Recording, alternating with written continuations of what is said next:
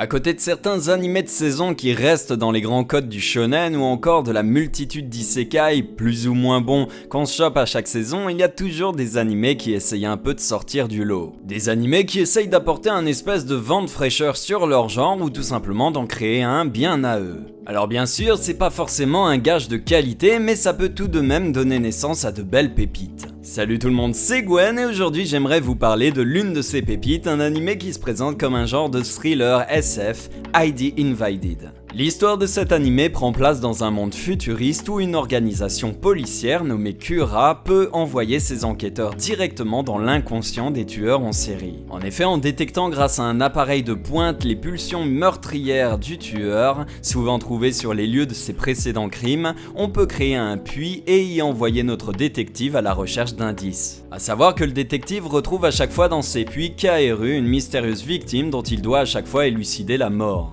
Le détective est amnésique une fois plongé dans le puits et ne se souvient de sa mission et de son nom que quand il découvre Kaeru. Dernière petite particularité, le détective en question doit lui-même être un tueur pour que la plongée fonctionne. C'est ainsi que l'on fait la connaissance d'Akihito Narihei Sago qui prendra le nom de Sakeido à chaque plongée, un ancien membre de Cura ayant perdu sa famille de façon très tragique et ayant ensuite à ça littéralement pété les plombs. C'est d'ailleurs le fait qu'il ait pété les plombs qui fait qu'il puisse plonger dans les puits en tant que détective.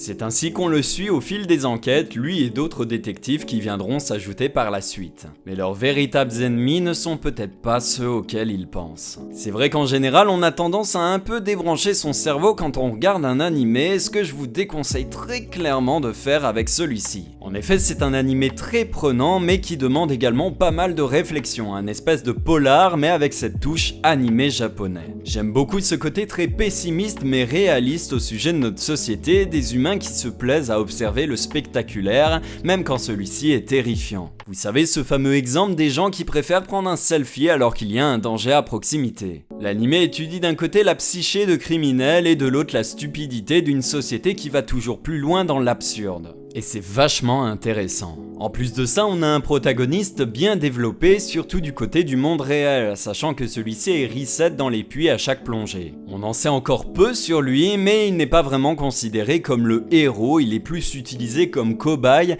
et méprisé par certains policiers en raison de son pétage de plomb. C'est intéressant parce que ça en fait un personnage aussi complexe que les tueurs sur lesquels il enquête. On peut quasiment considérer Akihito et Sakeido comme deux personnages différents alors que techniquement c'est la même personne, juste que le second est l'identité du premier dans les puits. Chaque épisode s'intéresse à un puits différent et donc à la psyché d'un criminel différent. C'est un excellent mélange entre réflexion et action et le rythme soutenu des épisodes fait qu'on est vraiment pris dedans. Sans parler des cliffhangers qui sont souvent très bien placés à nous faire nous arracher les cheveux en attendant la semaine suivante. Alors bien sûr il faut être attentif, on parle d'un animé s'inspirant des polars, mais une fois qu'on est dedans, on est vite pris au jeu et on commence nous-mêmes à faire notre propre enquête et à poser nos propres théories. A savoir que c'est un animé original, la version manga a commencé seulement en octobre dernier. Je pouvais pas vraiment passer à côté des seiyuu, notamment d'un seiyuu, puisque Akihito et donc Sakeido est doublé par mon seiyuu masculin préféré,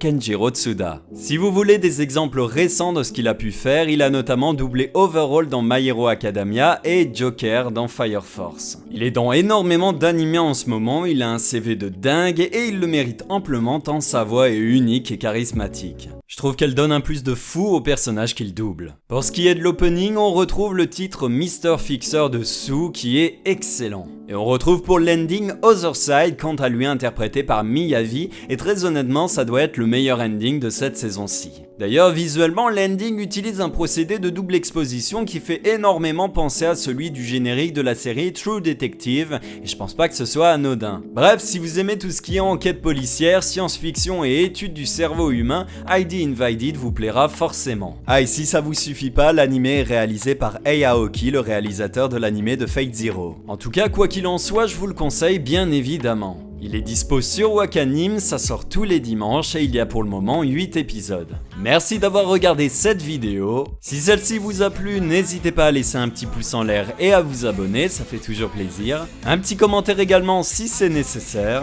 Et n'oubliez pas mon Twitter, sachant que j'ai pas encore débloqué l'onglet communauté sur YouTube, c'est toujours utile. Quant à moi, je vous dis à la prochaine. Allez, ciao! Like a samurai, we can go like a